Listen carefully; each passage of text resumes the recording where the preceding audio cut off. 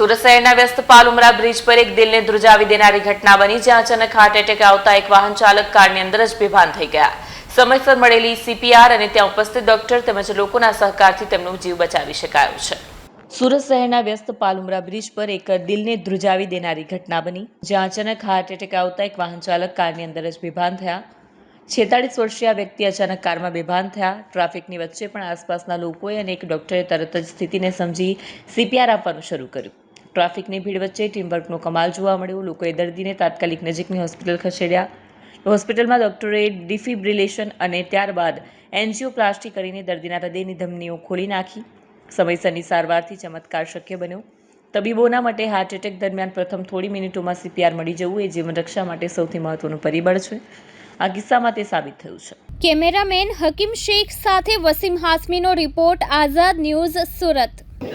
મારું નામ પંકજ કુમાર એસ પરમાર છે। પંકજભાઈ શું કામ કરો? હું સાયબર ક્રાઇમનો સાયબર ડેટા એક્સપર્ટ છું। સુરત ક્રાઇમ બ્રાન્ચ માટે કામ કરું છું સેવા તરીકે, અને એના સિવાય મારું પોતાનું ફાઇનાન્સની ઓફિસ છે। તમારા સાથે કઈ ઘટનાને ક્યારે થઈ હતી? મારી સાથે ઘટનાની તારીખ તો મને એક્ઝેક્ટ યાદ નથી, પણ ઈદનો લગભગ દિવસ હતો। એ દિવસે અમે એક ઇવેન્ટમાં હતા અને મને ઉલટી જેવું લાગ્યું। એના કારણેથી મારે મારા મિત્રને કહેવું પડ્યું કે આપણે ક્યાંક જવું પડશે બહાર, આ સમજણ નથી પડતી, થોડુંક બહાર રખડીશ તો કદાચ સરખું થશે, એસિડિટી જેવું લાગે છે। 4-5 વાર ઉલટી થઈ, પછી તો કેટલી વાર થઈ એ ખબર નથી।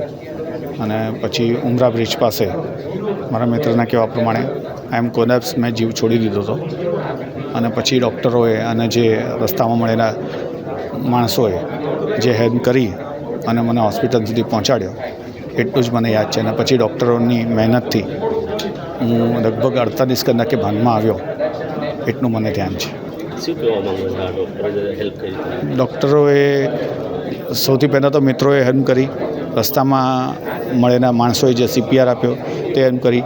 મેઇન સાથે સાથે જે ડૉક્ટર સંજય હતા, જેમની અવેરનેસ હતી CPR માટે, એમણે સૌથી મોટી હેલ્પ કરી કહેવાય। કારણ કે જે લોકો સાથે બેઠા હતા તે લોકોને બી ગાઈડન્સ માટે એક માણસ જોઈએ। જે સંજયભાઈએ કન્ટિન્યુઅસ હોસ્પિટલ સુધી પહોંચું ત્યાં સુધીનું જે ગાઈડન્સ એ લોકોને આપ્યું, અને એના પછી તો હોસ્પિટલમાં પહોંચી ગયા પછી તો ગુંજનભાઈના હવાલે હતા। અને ગુંજનભાઈએ મેઇન વસ્તુ એ છે કે જ્યારે 0 લાઈન આવી જતી હોય ICUમાં, ત્યારે કોઈ હોપ બચતું હતું નથી, અને એ જોયા પછી કોઈ મહેનત કરતું હતું નથી। પણ ગુંજનભાઈની જે વિશ્વાસ હતો કે કંઈકનું કંઈક ચાન્સ છે, અને ચાન્સના કારણે થઈને જ આજે હું આજે અહીંયા ઊભો છું। એમની મહેનત અને બધાના આશીર્વાદથી આજે અમે ઊભા છીએ। હું છું ડૉક્ટર ગુંજન માલવિયા, ઇન્ટરવેન્શનલ કાર્ડિયોલોજિસ્ટ। હું મુખ્યત્વે United green hospital, Mahavir universal અને PP માણી હોસ્પિટલ, સુરતની વિવિધ હોસ્પિટલમાં કાર્યરત છું। આ કેસ જે આજે આપણે પબ્લિક સામે બધા સામે ડિસ્કસ કરીએ છીએ, એનું મેઇન મહત્ત્વ એ છે કે બેડ સાઇડ રસ્તા પર પેશન્ટની સાથે CPR આપવાનું મહત્ત્વ શું હોય છે તે। પેશન્ટ ઉમરા બ્રિજ પર કોલેપ્સ થયું, તરત જ CPR મળ્યા અને હોસ્પિટલ સુધી પહોંચી શક્યા। જેવો હોસ્પિટલ પર પહોંચ્યા ત્યારે ધબકારા બંધ, બ્લડ પ્રેશર 0 અને ઓક્સિજન 0 હતું।